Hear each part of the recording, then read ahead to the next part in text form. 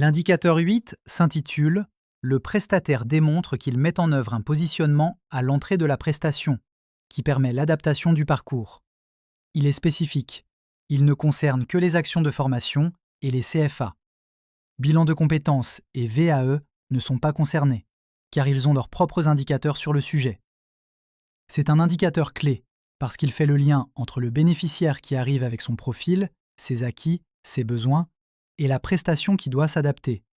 L'auditeur attend du concret, pas une formalité administrative expédiée en 5 minutes, mais un vrai processus documenté qui a un impact réel sur le parcours. Le positionnement, ce n'est pas une simple fiche de renseignement. Ce n'est pas non plus un test d'entrée pour sélectionner les candidats. Attention à la confusion. Le positionnement, c'est une évaluation diagnostique qui permet de mesurer les acquis du bénéficiaire au regard des objectifs de la formation, ses écarts, ses besoins spécifiques, ses attentes, son contexte professionnel. L'objectif n'est pas de dire « vous êtes accepté » ou « vous êtes refusé ». L'objectif est de dire « voilà d'où vous partez, voilà ce dont vous avez besoin et donc voilà comment on va adapter votre parcours ». Le positionnement doit être réalisé avant l'entrée en formation ou au tout début, mais toujours avant que le parcours ne soit figé. Il doit être formalisé, tracé, documenté. Et surtout, il doit être exploité. Un positionnement qui ne modifie rien, qui n'adapte rien, c'est un positionnement qui ne sert à rien, et l'auditeur le verra. Alors, concrètement, comment on fait ? Les méthodes sont variées, et c'est à vous de choisir celles qui sont pertinentes pour votre public et votre domaine. On peut faire un entretien individuel, un test écrit, un questionnaire en ligne, une mise en situation pratique, une analyse du CV et du parcours antérieur, ou une combinaison de tout cela. Ce qui compte, c'est la pertinence de l'outil par rapport aux objectifs de la formation. Si vous formez à la soudure, un entretien seul ne suffit pas, il faut une évaluation pratique. Si vous formez à la comptabilité, un test écrit sur les fondamentaux est pertinent.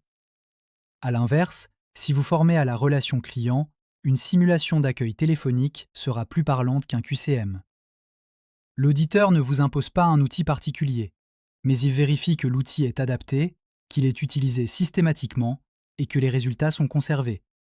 Vous devez pouvoir produire pour chaque bénéficiaire la trace de son positionnement et l'analyse qui en a été faite. Pour la plupart des organismes de formation, un test de positionnement type QCM avec une note finale complétée par un entretien préalable avec l'apprenant suffisent largement. C'est le cœur de l'indicateur. Le positionnement n'est pas une fin en soi, c'est un point de départ. La question de l'auditeur, c'est « qu'avez-vous fait des résultats ?» Concrètement, l'adaptation peut prendre plusieurs formes. Un allègement de parcours si la personne maîtrise déjà certains modules. Un renforcement sur des points faibles identifiés. Un parcours individualisé avec des séquences optionnelles. Une adaptation des modalités. Plus de présentiel pour quelqu'un qui a besoin d'être accompagné ou plus de distanciel pour quelqu'un qui est autonome. Un aménagement spécifique pour une personne en situation de handicap. Un changement de groupe. Une durée de formation ajustée. L'important, c'est que cette adaptation soit visible, tracée et cohérente avec les résultats du positionnement. L'auditeur va prendre quelques dossiers bénéficiaires, regarder le positionnement, regarder le parcours réalisé et vérifier le lien entre les deux. Si le positionnement dit « difficulté en expression écrite » et que le parcours ne prévoit rien sur ce point, il y a un problème. Non-conformité mineure. Le positionnement existe, mais il est superficiel. Un simple échange oral sans trace ou un questionnaire trop générique qui ne permet pas vraiment d'adapter le parcours.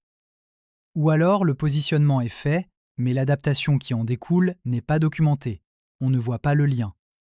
C'est corrigible, mais à prendre au sérieux. Non-conformité majeure. L'absence totale de positionnement. Ou un positionnement qui existe sur le papier, mais qui n'est jamais exploité. C'est le cas typique de l'organisme qui fait remplir un document pour la forme et qui propose exactement le même parcours à tout le monde, quels que soient les résultats. C'est bloquant, parce qu'on est au cœur de la capacité à personnaliser la formation. Les pièges à éviter. Confondre positionnement et sélection. Confondre positionnement et simple recueil d'informations administratives. Ne pas conserver les traces. Ne pas former vos équipes à exploiter les résultats. Et surtout, standardiser à l'excès vos parcours alors que vos positionnements montrent des besoins différents.